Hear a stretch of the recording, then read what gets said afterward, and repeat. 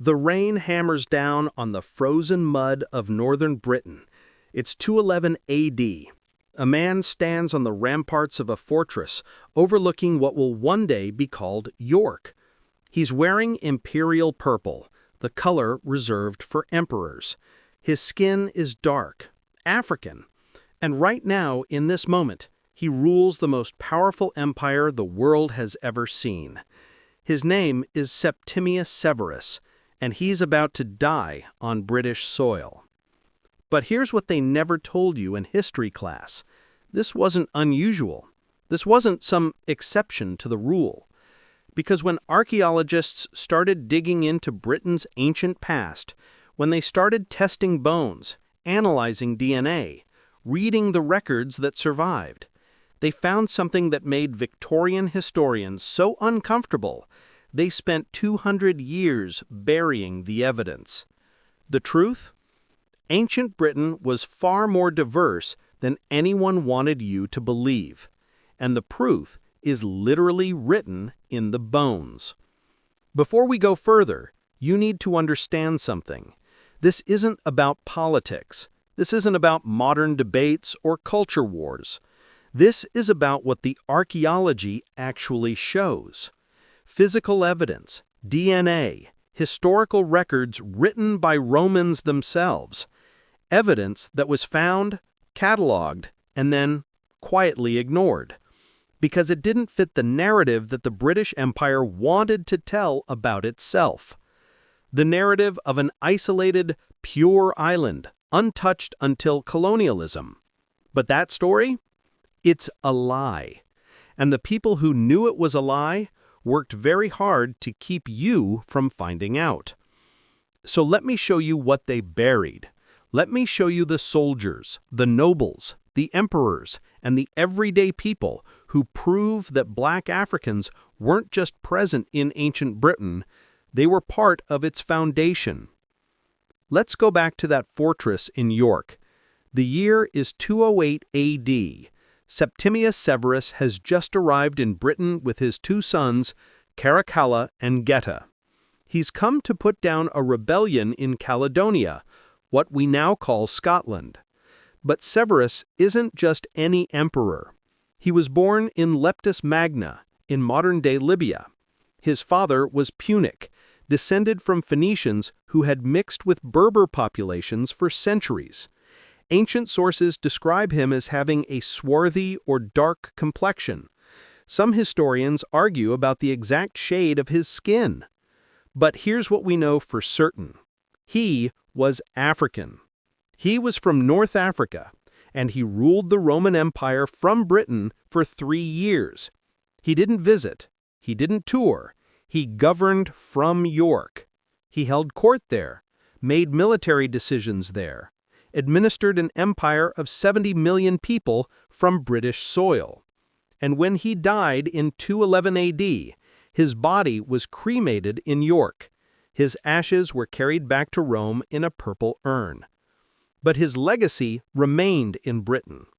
His son, Caracalla, finished the campaigns, strengthened the northern frontier. The Severan dynasty left its mark all over Britain, in coins, in buildings, in military reorganizations. Yet somehow, in most British history books, Severus is a footnote, a curiosity, not presented as what he actually was, an African emperor who ruled Britain as part of a cosmopolitan, multi-ethnic empire. Now, some people will say, but North Africans weren't black. They were more like modern Libyans or Tunisians. And here's where it gets interesting, because modern DNA studies of ancient North African populations show something fascinating. There was significant sub-Saharan African ancestry in North African populations during the Roman period, more than many people assume. The Sahara wasn't an impenetrable barrier. It was crossed constantly.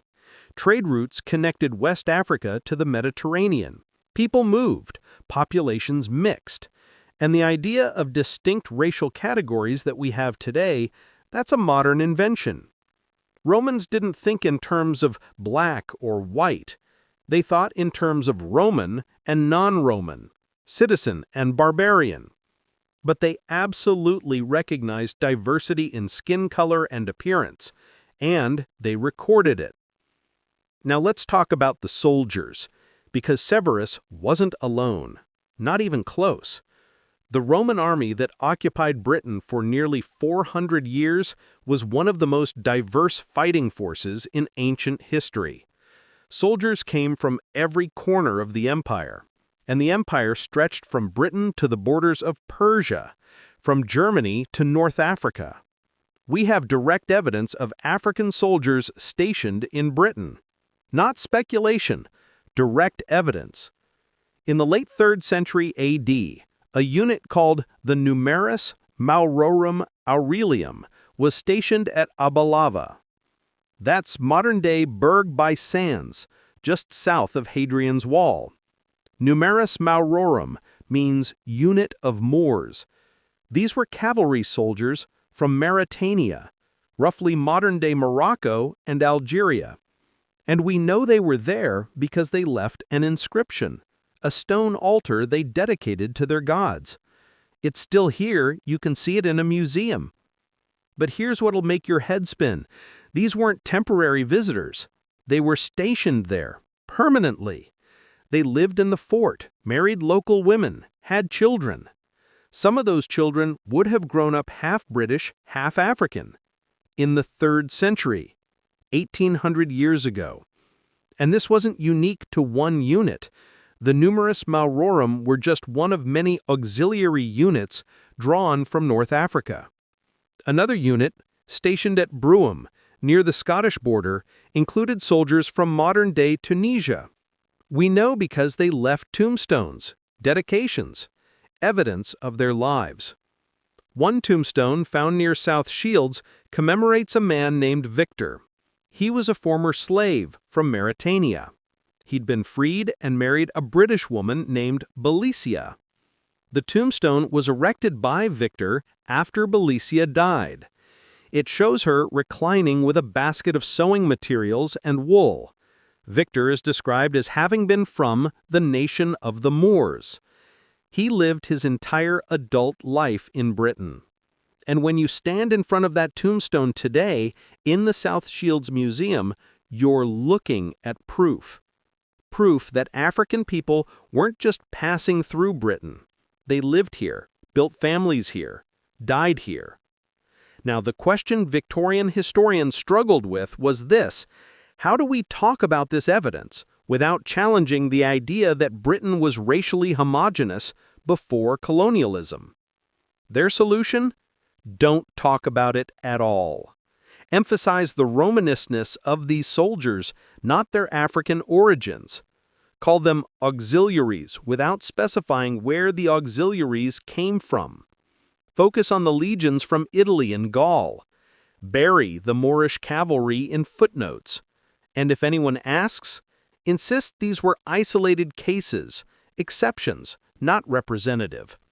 But the more archaeologists dig, the more exceptions they find.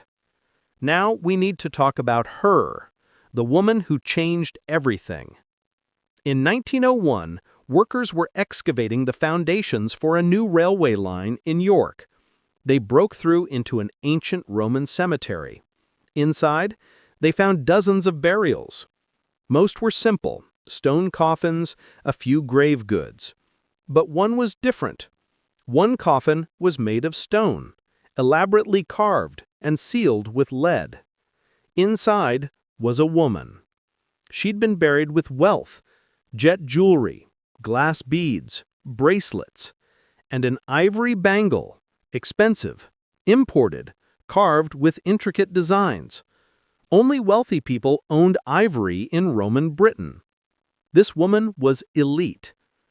The archaeologists cataloged the find and moved on. For decades, she sat in a museum storage room labeled simply as a Roman burial from York. Nobody thought much about her until 2010. That's when a team of bioarchaeologists decided to run isotope analysis and DNA tests on some of York's Roman skeletons. Isotope analysis can tell you where someone grew up based on the minerals in their teeth. DNA can tell you their ancestry.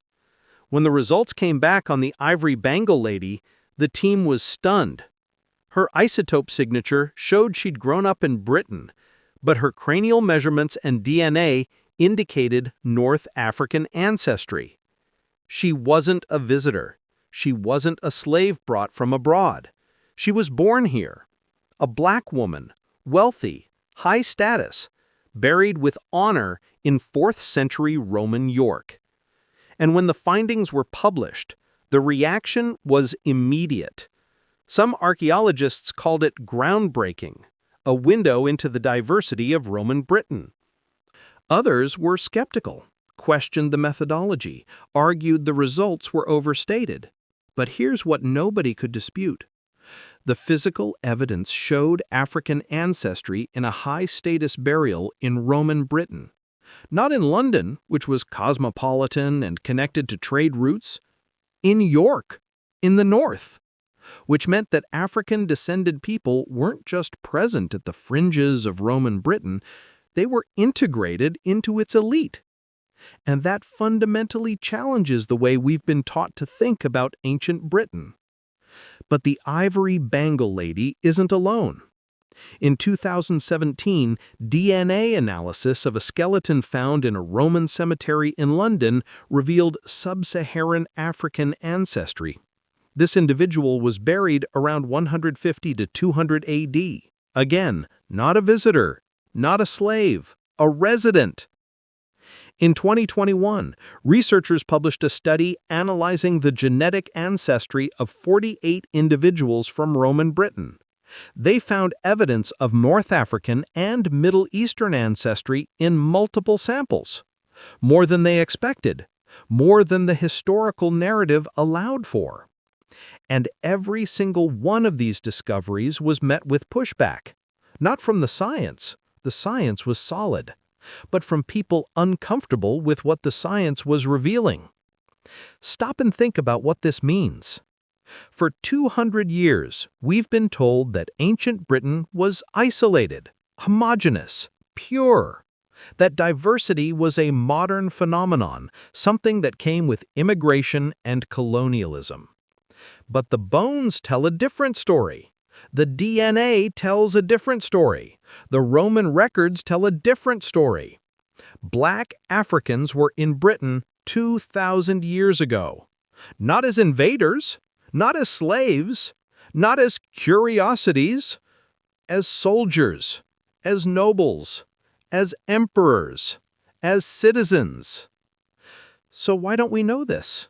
Why isn't this taught in schools? Why did I have to learn about Septimius Severus from an obscure archaeology journal and not from a history textbook? Because someone decided this story was dangerous. Someone decided it needed to be buried. And now we need to talk about who and why. Let's travel forward in time. It's the 19th century, Victorian Britain. The British Empire is at its height. A quarter of the globe is painted red on the map. And the empire needs a story, a justification. They need to explain why it's acceptable for Britain to rule over millions of brown and black people across Africa, Asia, and the Caribbean. The story they settled on was racial hierarchy. The idea that white Europeans were more advanced, more civilized, more capable of governance, and that colonialism was a civilizing mission, a burden Britain had to bear. Rudyard Kipling literally called it the white man's burden. But this story only works if you can claim that Britain itself has always been white. That diversity is something foreign, something brought by immigration or conquest. That the true British identity is Anglo-Saxon, Celtic, and exclusively European. So when the Victorian archaeologists started finding evidence that didn't fit this narrative, they buried it. Not literally, but effectively. They cataloged African artifacts found in Britain and filed them as trade goods. They found North African soldiers' tombstones and emphasized their Roman service, not their African origins. They discovered the ivory bangle lady and described her as Roman without acknowledging what Roman actually meant in terms of diversity. They read the ancient sources describing Severus and other North African emperors and downplayed their significance to Britain. And when they wrote the history textbooks, the books that would teach generations of British children about their past, they constructed a narrative of isolation. Britain before the Romans, Celtic tribes. Britain during the Romans, occupied by a foreign power. Britain after the Romans, Anglo-Saxons, Vikings, Normans, all European. No mention of the cosmopolitan, multi-ethnic reality of Roman Britain. No mention of the fact that for 400 years, Britain was part of an empire that stretched across 3 continents.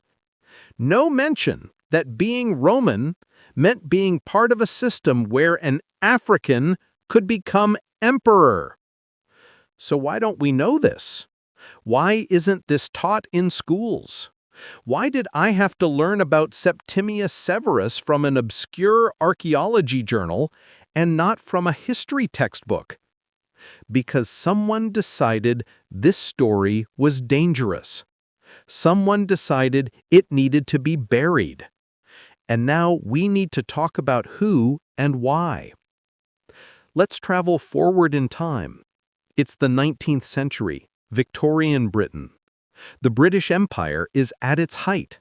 A quarter of the globe is painted red on the map. And the empire needs a story, a justification. They need to explain why it's acceptable for Britain to rule over millions of brown and black people across Africa, Asia, and the Caribbean. The story they settled on was racial hierarchy. The idea that white Europeans were more advanced, more civilized, more capable of governance, and that colonialism was a civilizing mission, a burden Britain had to bear. Rudyard Kipling literally called it the white man's burden. But this story only works if you can claim that Britain itself has always been white, that diversity is something foreign, something brought by immigration or conquest, that the true British identity is Anglo-Saxon, Celtic, and exclusively European. So when the Victorian archaeologists started finding evidence that didn't fit this narrative, they buried it. Not literally, but effectively. They cataloged African artifacts found in Britain and filed them as trade goods. They found North African soldiers' tombstones and emphasized their Roman service, not their African origins. They discovered the ivory bangle lady and described her as Roman without acknowledging what Roman actually meant in terms of diversity. They read the ancient sources describing Severus and other North African emperors and downplayed their significance to Britain. And when they wrote the history textbooks, the books that would teach generations of British children about their past, they constructed a narrative of isolation. Britain before the Romans, Celtic tribes.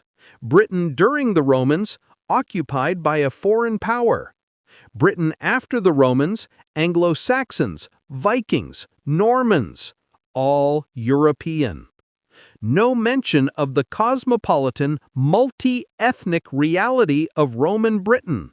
No mention of the fact that for 400 years, Britain was part of an empire that stretched across 3 continents. No mention that being Roman meant being part of a system where an African could become emperor. So why don't we know this? Why isn't this taught in schools? Why did I have to learn about Septimius Severus from an obscure archaeology journal and not from a history textbook? Because someone decided this story was dangerous. Someone decided it needed to be buried. And now we need to talk about who and why. Let's travel forward in time. It's the 19th century, Victorian Britain. The British Empire is at its height. A quarter of the globe is painted red on the map. And the empire needs a story, a justification. They need to explain why it's acceptable for Britain to rule over millions of brown and black people across Africa, Asia, and the Caribbean. The story they settled on was racial hierarchy. The idea that white Europeans were more advanced, more civilized, more capable of governance, and that colonialism was a civilizing mission, a burden Britain had to bear. Rudyard Kipling literally called it the white man's burden. But this story only works if you can claim that Britain itself has always been white. That diversity is something foreign, something brought by immigration or conquest. That the true British identity is Anglo-Saxon, Celtic, and exclusively European. So when the Victorian archaeologists started finding evidence that didn't fit this narrative, they buried it. Not literally, but effectively. They cataloged African artifacts found in Britain and filed them as trade goods. They found North African soldiers' tombstones and emphasized their Roman service, not their African origins. They discovered the ivory bangle lady and described her as Roman without acknowledging what Roman actually meant in terms of diversity. They read the ancient sources describing Severus and other North African emperors and downplayed their significance to Britain. And when they wrote the history textbooks, the books that would teach generations of British children about their past, they constructed a narrative of isolation. Britain before the Romans, Celtic tribes. Britain during the Romans, occupied by a foreign power. Britain after the Romans, Anglo-Saxons, Vikings, Normans, all European. No mention of the cosmopolitan, multi-ethnic reality of Roman Britain. No mention of the fact that for 400 years, Britain was part of an empire that stretched across 3 continents. No mention that being Roman meant being part of a system where an African could become emperor. This wasn't accidental. This was ideological. The Victorians needed Britain's past to look like their vision of Britain's present. And so they erased the evidence that contradicted it. But here's what they couldn't erase. The bones, the DNA, the stones with inscriptions, the coins with African emperors' faces. The physical evidence remained, waiting for a generation of archaeologists who would ask different questions. Now, let's talk about what the Romans themselves wrote, because this isn't just about archaeology, it's about history. The Romans kept records, lots of them. Military rosters, administrative documents, letters, histories. And in those records, they talk constantly about the diversity of the empire. The Roman historian Cassius Dio wrote about Septimius Severus visiting Britain. He described the emperor's arrival in York, his campaigns in Scotland, his death.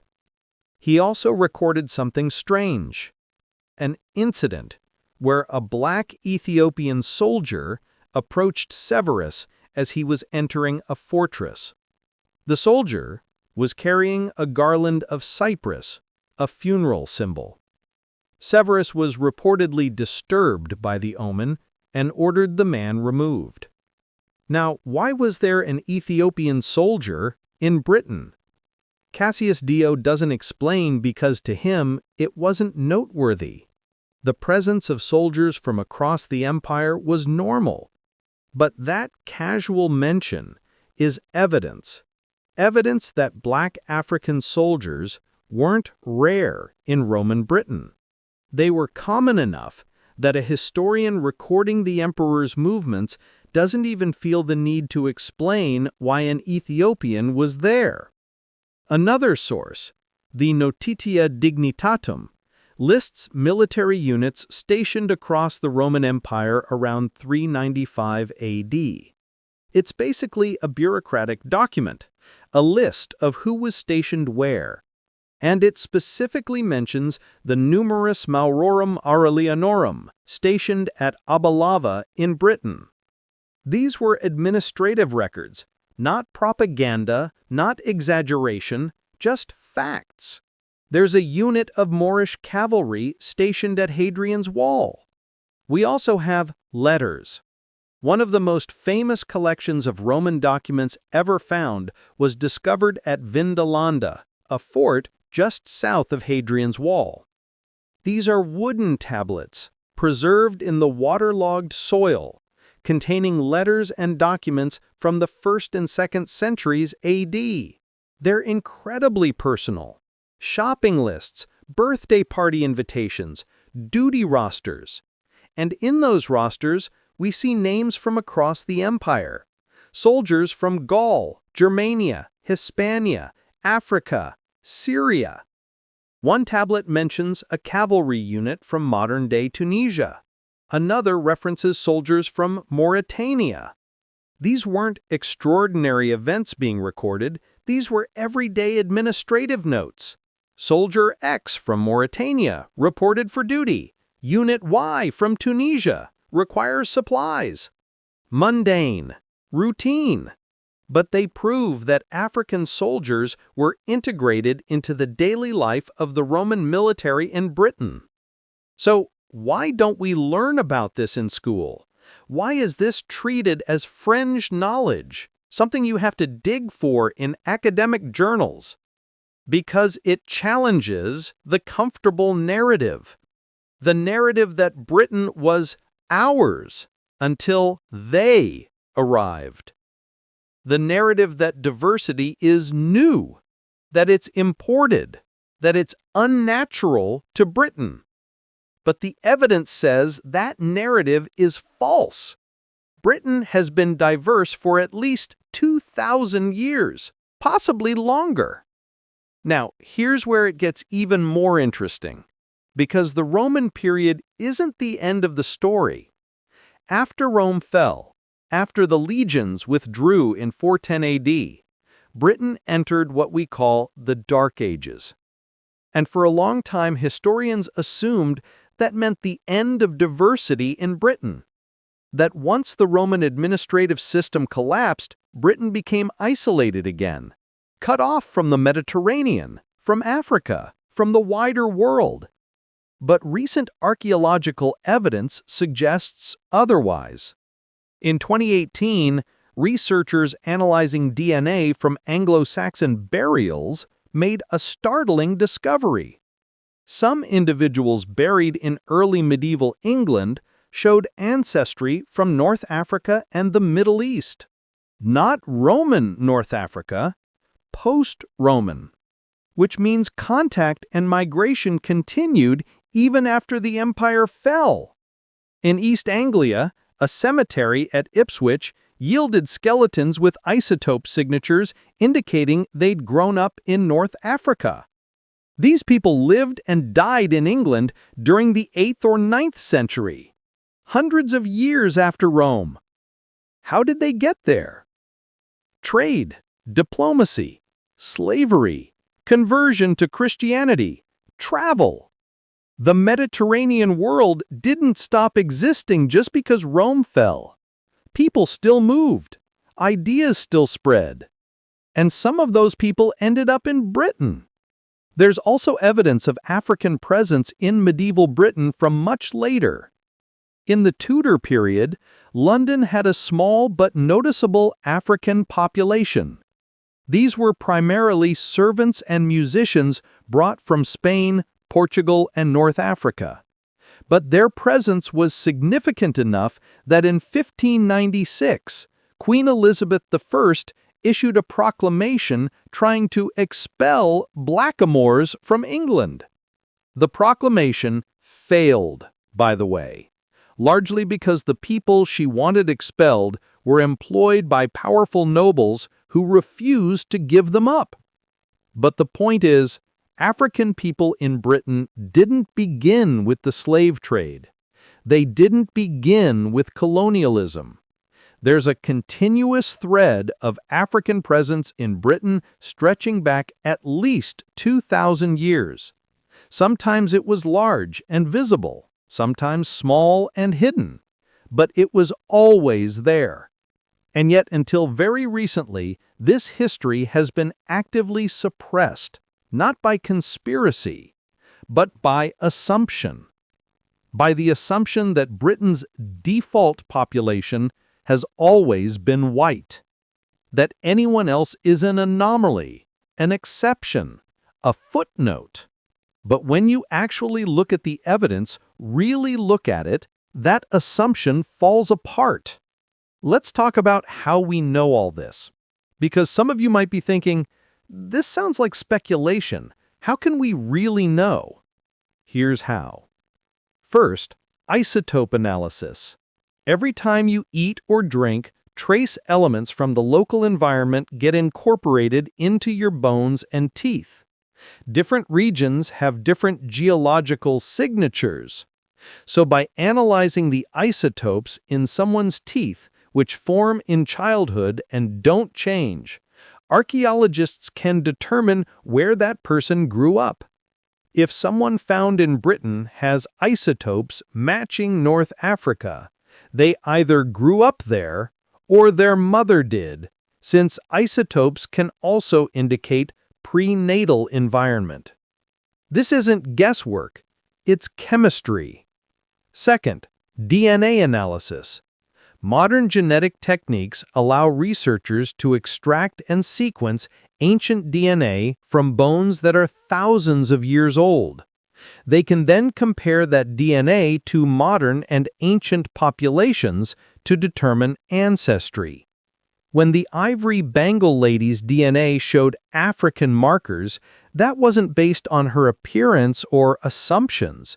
It was based on her actual genetic code. Third, cranial morphology.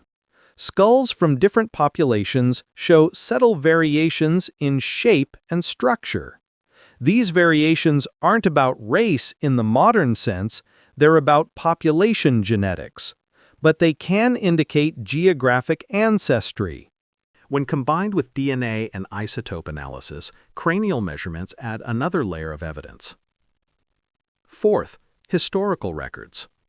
As I've mentioned, the Romans kept extensive records: military documents, census data, personal letters, histories. And those records explicitly mention soldiers from Africa, soldiers from Syria, soldiers from all over the empire. When archaeology confirms what the historical texts say, you've got a solid case. Fifth, artifacts. Items found in burials or archaeological sites can indicate trade connections, cultural practices, and origins. Ivory, like the bangle buried with the York lady, came from Africa or India. Certain styles of jewelry, pottery, or weapons can indicate cultural connections. And when you find these items buried with human remains, you can start to piece together who these people were. So when archaeologists say there's evidence of black people in ancient Britain, they're not making it up. They're synthesizing multiple lines of evidence from multiple scientific disciplines. It's not a theory. It's a conclusion supported by data. But here's the problem. Even with all this evidence, there's resistance. Not from scientists, from the public. Because this evidence challenges deeply held beliefs about identity, history, and belonging. It forces us to ask uncomfortable questions. When the Ivory Bengal lady's ancestry was published in 2010, the backlash was immediate. Online comment sections exploded. This is political correctness gone mad. They're trying to rewrite history. Next, they'll be claiming Stonehenge was built by Africans. Some of the criticism came from people genuinely confused about what the evidence showed, but a lot of it came from people who felt threatened. Threatened by the idea that Britain's history might be more complex than they'd been taught. Threatened by the suggestion that British identity isn't and never has been racially homogeneous. In 2017, a BBC educational cartoon depicted a Roman family in Britain with a black father. The cartoon was historically accurate. Mixed-race families absolutely existed in Roman Britain. But the response was vicious. Accusations of historical revisionism, claims that the BBC was pushing an agenda. Never mind that the portrayal was based on archaeological evidence. Never mind that historians consulted on the show confirmed it was plausible. The very image of a black Roman in Britain was treated as propaganda. This is what we're up against. Not a lack of evidence. We have evidence, but a refusal to accept what the evidence shows. Because accepting it means rethinking fundamental assumptions about British identity. It means acknowledging the idea of a native population that was exclusively white is a myth. It means recognizing that diversity isn't something imported in the 20th century, it's something that's existed in various forms for millennia. And for some people, that's unbearable. But here's what's fascinating. The same people who get angry about black Romans are usually fine with the idea of Roman Britain in general. They'll happily visit Hadrian's Wall, tour the baths at Bath, watch documentaries about Roman legions.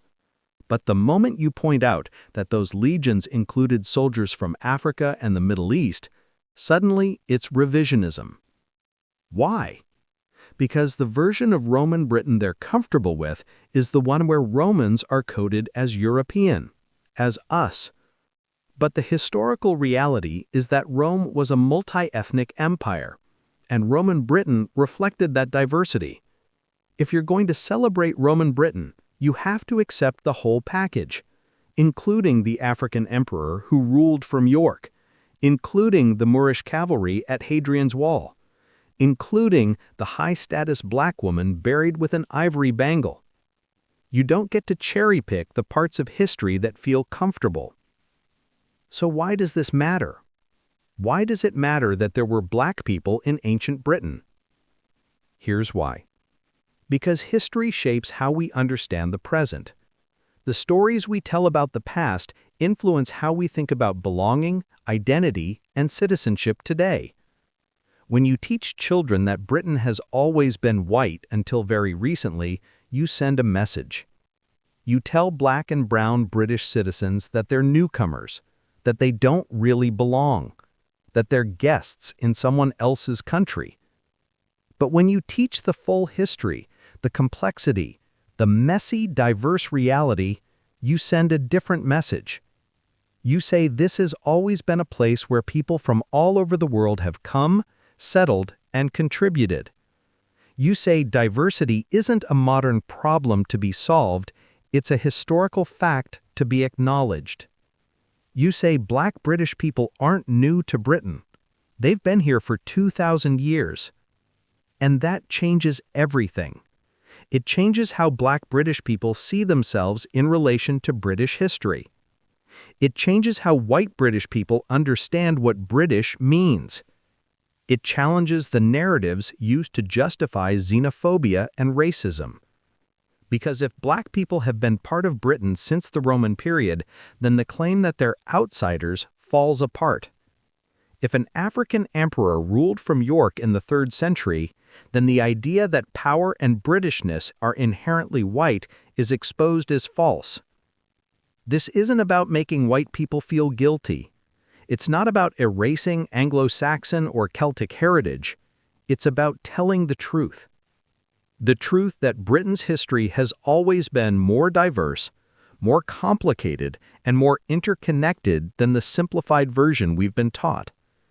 And yes, that makes some people uncomfortable. But discomfort isn't a reason to reject evidence.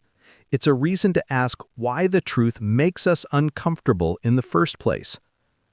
Now, let's talk about how this evidence was suppressed. Because this wasn't a conspiracy. Nobody held secret meetings to hide the bones. But there was a systematic pattern of minimization and erasure. It worked like this. Step 1. When African artifacts or remains were found, emphasize their exotic nature. Label them as trade goods or curiosities rather than evidence of settlement. Step 2. When historical records mentioned African people in Britain, treat them as isolated incidents. Yes, Severus was in York, but he was an exception. Yes, there were Moorish cavalry, but they were a small unit. Ignore the cumulative weight of evidence. Step 3. When writing textbooks and museum displays, focus on the parts of history that fit the desired narrative. Talk about the Roman roads, the baths, the villas. Don't talk about where the soldiers came from. Step 4. When new evidence emerged that contradicted the narrative, question the methodology. Can we really trust isotope analysis? Isn't DNA analysis of ancient bones unreliable? Demand higher standards of proof for evidence of diversity than for anything else. Step 5. Create a default assumption. The assumption that, unless specifically proven otherwise, everyone in ancient Britain was white. So even when you find a skeleton with no DNA or isotope data, the default assumption is European ancestry. Even when the evidence is ambiguous, err on the side of the comfortable narrative. This is how you bury a truth without ever explicitly lying. You don't have to destroy the evidence, you just have to make sure nobody looks at it. You don't have to falsify the records, you just have to selectively quote them. You don't have to ban the research, you just have to make sure it stays in academic journals where the public will never see it. And it worked. For over a century, the evidence of Black people in ancient Britain sat in museums and archives, cataloged and forgotten. The ivory bangle lady waited 109 years before anyone thought to test her DNA. The Moorish cavalry's inscription sat in a museum for decades, seen by thousands of visitors, but never highlighted or explained. Severus Severus appears in textbooks as a Roman emperor with his African origins mentioned in passing, if at all. This wasn't active suppression, it was passive erasure. Death by 1,000 oversights. But now, in the 21st century, a new generation of archaeologists and historians are asking different questions. They're looking at the evidence without the ideological baggage of empire. They're using new technologies to analyze old bones. And they're telling a different story. Over the last 20 years, the evidence has become impossible to ignore. In 2010, the Ivory Bangle Lady study made headlines worldwide. In 2017, DNA analysis confirmed sub-Saharan African ancestry in multiple Roman-era skeletons from London. In 2019, a major exhibition at the British Museum titled Roman Britain, Diversity and Empire explicitly addressed the multi-ethnic nature of Roman Britain. For the first time, mainstream institutions were acknowledging what archaeologists had known for decades. In 2021, the Museum of London launched a project called Londinium, the Roman Empire in Britain. One of its key themes? Diversity. The exhibition includes reconstructions showing the range of skin tones and ethnic backgrounds of people living in Roman London. It discusses the African soldiers, the Syrian merchants, the Egyptian glassmakers. It treats diversity not as a footnote, but as a central feature of Roman Britain. And the response? Mixed. Many people, especially younger generations and people of color, felt seen, validated. Finally, someone was telling the whole story. But others felt betrayed, angry, accused museums of rewriting history. Which is darkly ironic, because the real rewriting happened in the 19th century, when Victorian historians constructed a false narrative of racial purity. What's happening now isn't rewriting, it's correction. It's bringing the historical narrative in line with the archaeological evidence. And yes, that's uncomfortable for people who grew up with the old narrative. But the job of historians and archaeologists isn't to make people comfortable. It's to tell the truth as best they can determine it from the evidence. And the evidence is clear. Black people were present in ancient Britain. They served in the army. They held high status. They married locally. They were buried with honor. This is not speculation. This is not political correctness. This is what the bones, the DNA, the inscriptions, and the historical records show. And if that challenges your understanding of British history, then your understanding was incomplete. Here's the thing people miss. This isn't just about ancient Britain. It's about how history gets written and who gets to control the narrative. For most of human history, the people writing the histories were the people in power. And the people in power had an interest in shaping the past to justify the present. When the British Empire was at its height, the people writing British history were empire builders. They needed a past that legitimized British dominance over darker-skinned peoples. So they constructed a narrative of exceptionalism. Britain as the inheritor of Rome's civilizing mission. Britain as uniquely suited to rule because of its cultural and racial purity. Britain as separate from and superior to the diverse, chaotic rest of the world. But that narrative only works if you ignore the evidence. If you ignore the African emperor in York. If you ignore the Moorish cavalry at Hadrian's Wall. If you ignore the black noblewoman with the ivory bangle. If you ignore the Mediterranean traders, Syrian merchants, and Egyptian artisans who lived and worked in Roman Britain. The moment you acknowledge any of that, the narrative collapses. Because it reveals that Britain was never isolated, never pure, never separate. Britain was always connected, always diverse, always part of a larger world. And the same is true of every other society throughout history. The idea of racially homogeneous nations existing in ancient times is a modern fantasy. People have always moved, traded, married across cultures, migrated. The Roman Empire facilitated that movement on an unprecedented scale. But even before Rome, trade routes connected Europe, Africa, and Asia. The Silk Road, the incense routes, the Mediterranean trade networks. People didn't stay put. They never have.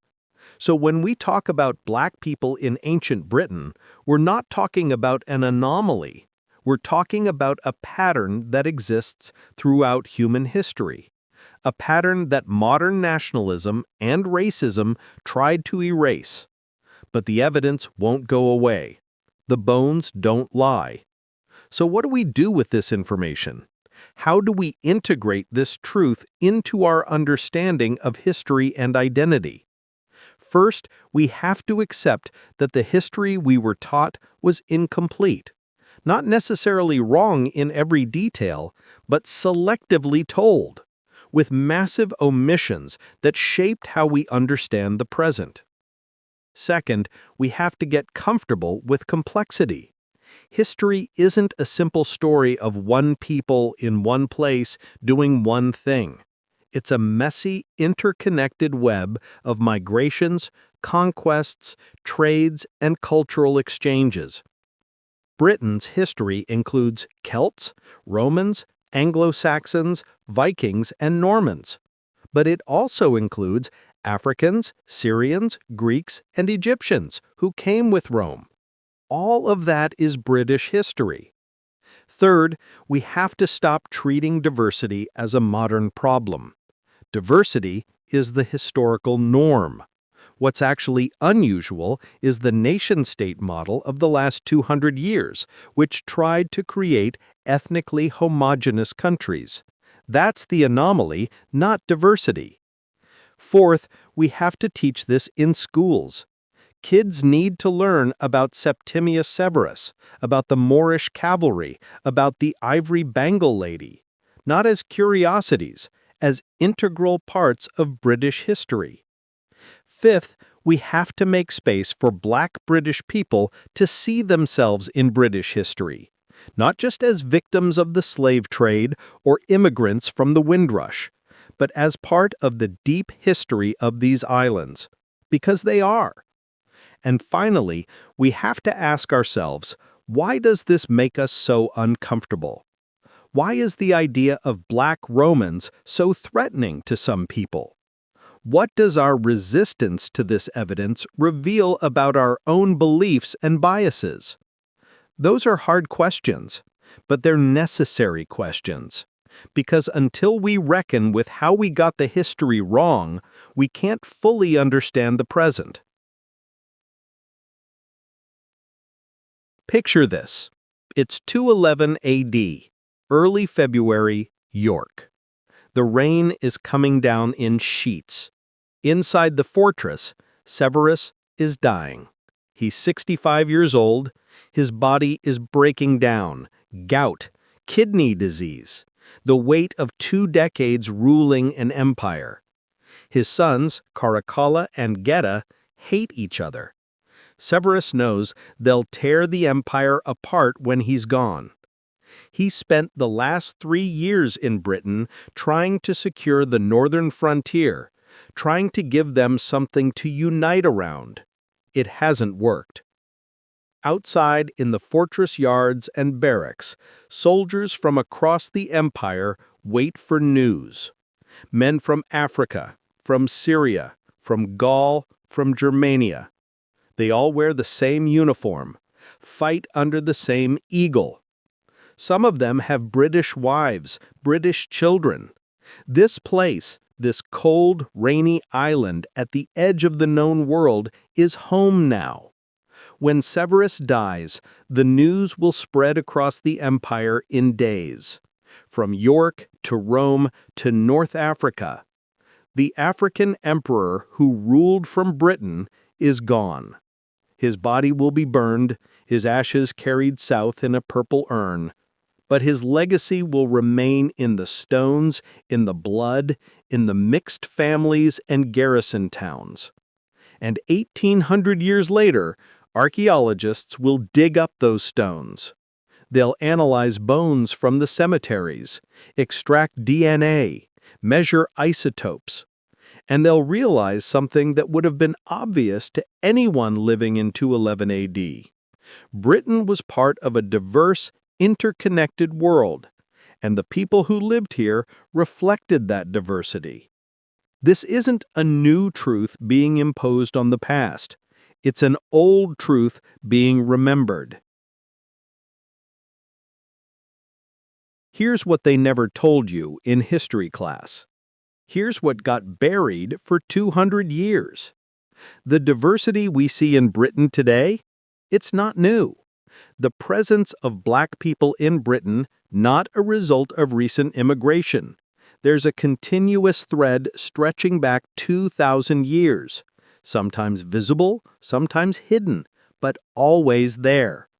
Roman Britain had African soldiers, merchants, nobles, and emperors. Medieval Britain had African travelers, servants, and musicians. Tudor Britain had a significant enough African population that the Queen tried to expel them. Georgian Britain had Black writers, activists, and abolitionists. And modern Britain has Black citizens who aren't immigrants or outsiders. They're the latest chapter in a story that's 2,000 years old. The reason you don't know this isn't because the evidence doesn't exist. It's because people in power decided this wasn't the story they wanted to tell. They wanted a story of purity, of isolation, of a coherent, unchanging British identity that could be defined against the colonized other. But that story was always a lie. Britain was forged in diversity, built by people from across the known world. The roads were built by legions from Italy. The walls were built by auxiliaries from Africa and Syria. The villas were decorated by craftsmen from Egypt and Greece. The economy was powered by traders from Spain and North Africa. And all of those people left descendants. All of them contributed to what Britain became. You can't separate British history from Roman history. And you can't separate Roman from African and Middle Eastern and Greek and everything else. It's all one interconnected story. And the moment you try to pull it apart and claim one thread is the real Britain, you're lying. You're creating a false narrative that serves political purposes in the present. The Victorians did it to justify empire. Modern nationalists do it to justify xenophobia. But the bones don't care about politics. The DNA doesn't care about your comfort. The evidence is what it is. And what it shows is that Black people have been part of British history for as long as we have written records. This matters today. When a Black child in a British school learns history and never sees themselves reflected in it, when they're taught that British history is the Tudors, the Stuarts, the Victorians, all white faces, all European stories, when they're taught that diversity is something new, something imported, something that doesn't belong, what message does that send? It tells them they're not really British, that they're newcomers in someone else's story, that their belonging is conditional, temporary, subject to revocation. But when you teach the full history, when you teach about Septimius Severus ruling from York, when you teach about the Moorish cavalry defending Hadrian's Wall, when you teach about the ivory bangle lady buried with honor in Roman York, you send a different message. You say, your ancestors have been here for 2,000 years. You say, this is your history, too. You say, you belong here, and you always have. And for white British children, you teach them that the history they've inherited is richer and more complex than they thought. That British has never meant one thing, one look, one culture.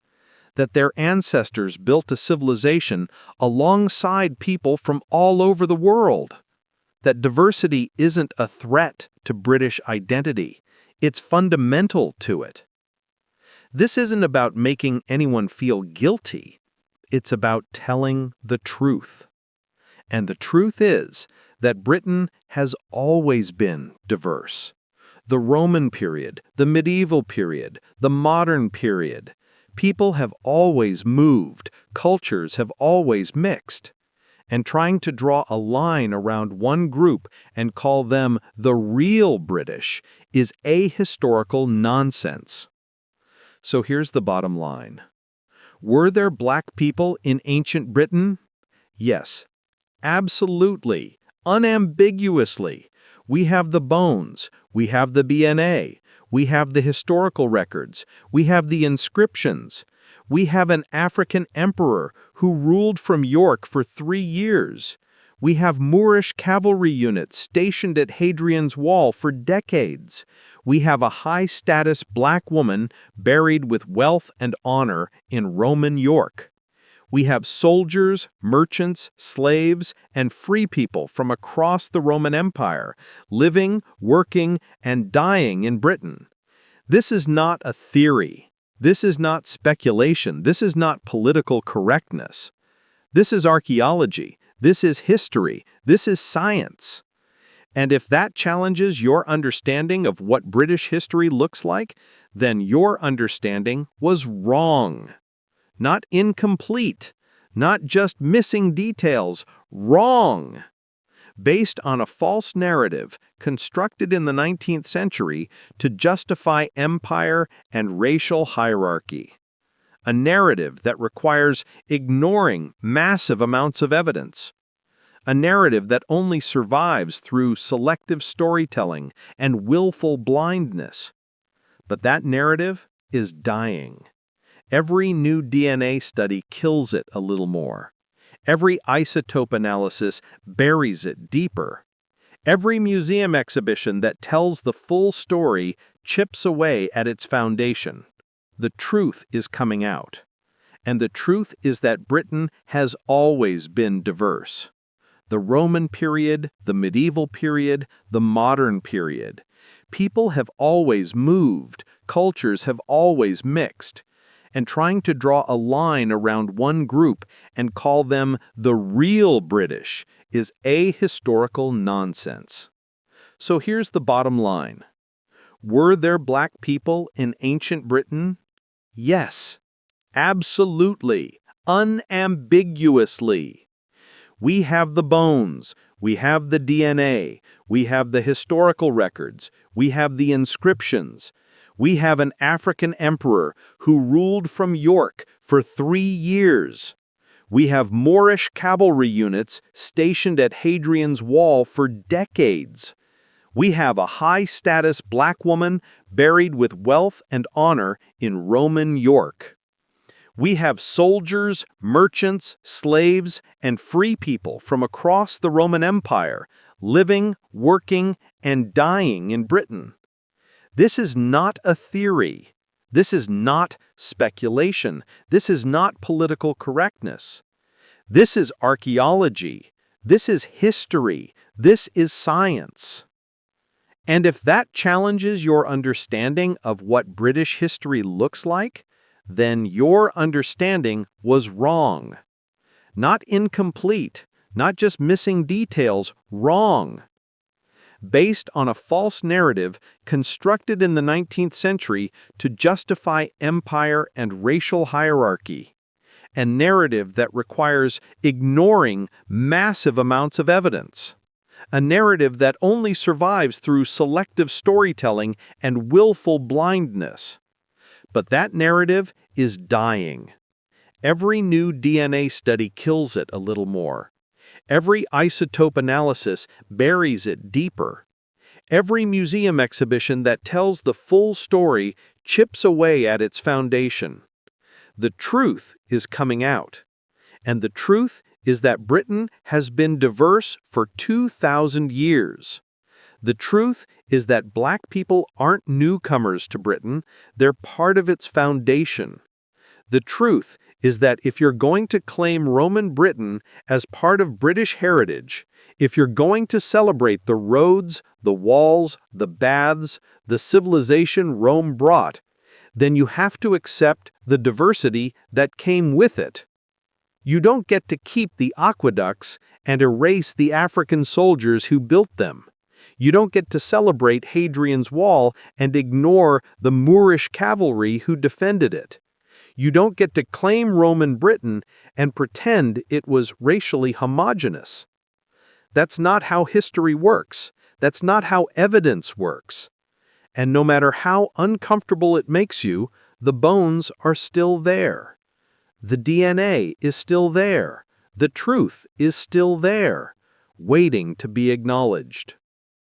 So the next time someone tells you that diversity is a modern phenomenon, the next time someone claims that Britain was pure before immigration, the next time someone suggests that black British people don't really belong because they're not historically British, remember the emperor in York. Remember the cavalry at Hadrian's Wall.